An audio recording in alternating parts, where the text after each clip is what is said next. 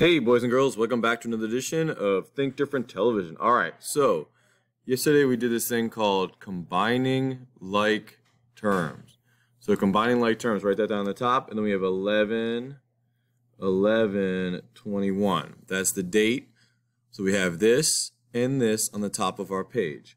What are like terms? Let's review our definition. Okay, like terms, write this down, have the same variable to the same power or exponent. Okay, so let's practice one right here. So everything that I write, you write. Your paper should look exactly like mine. So 6x plus 5x. So they have the same variable and to the same exponent. The exponent is 1, so it's implied, so there's no 1, but you can, in your mind, you can say it's 1. So it's just 6x's plus 5x's. That would be what? Yeah, 11x. Got it. Nice job. Uh-oh. 4x plus 3y. Write that one down. Does this have the same variables? No. This has an x, this has a y. Can I put these together? No. So I just leave it like it is. There's no way I can combine them because they have different variables. So this is all there is. I can't do nothing. It's the same thing. Oh my goodness. Okay, let's try another one. Number 3. 4p plus 3 plus 7p minus 2.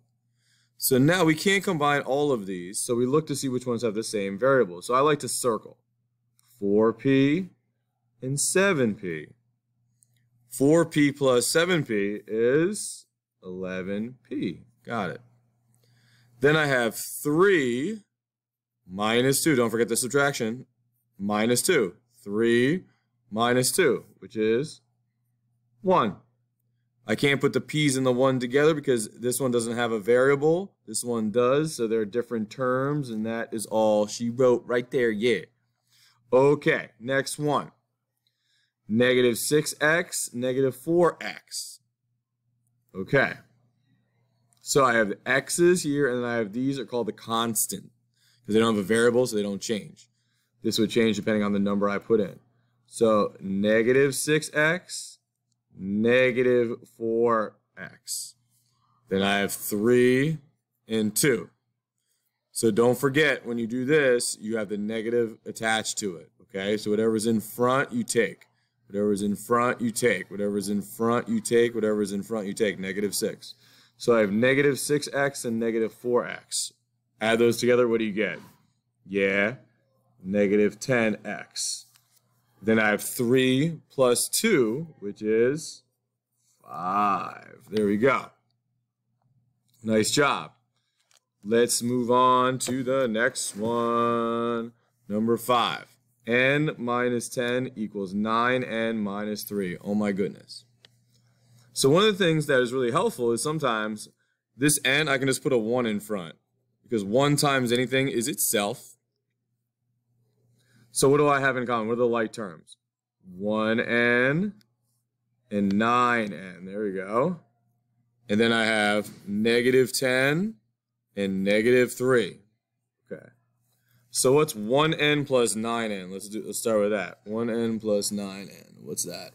That would be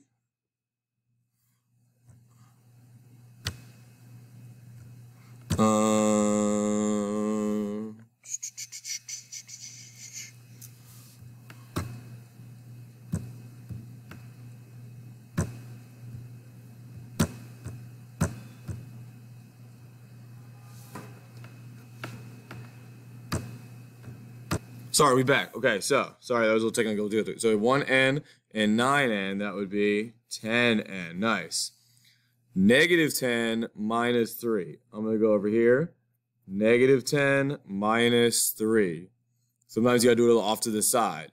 So what do I do when I subtract integers? Add the opposite. Yeah. So negative 10 plus negative 3 is negative 13. There you go. Use the number line if you need. Let's try number 6. Negative 4x All right, negative 4x minus 10x is, well, let's see. They're both the same term. So I'm going to add the opposite. Negative 4x and negative 10x. I owe $4. I owe $10. That would be negative 14x. Nice job. All right, you try this last one. Negative r minus 10r. What do you think it is?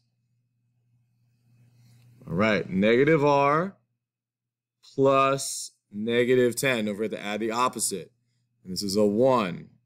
Negative 1 plus negative 10 is negative 11r. There we go.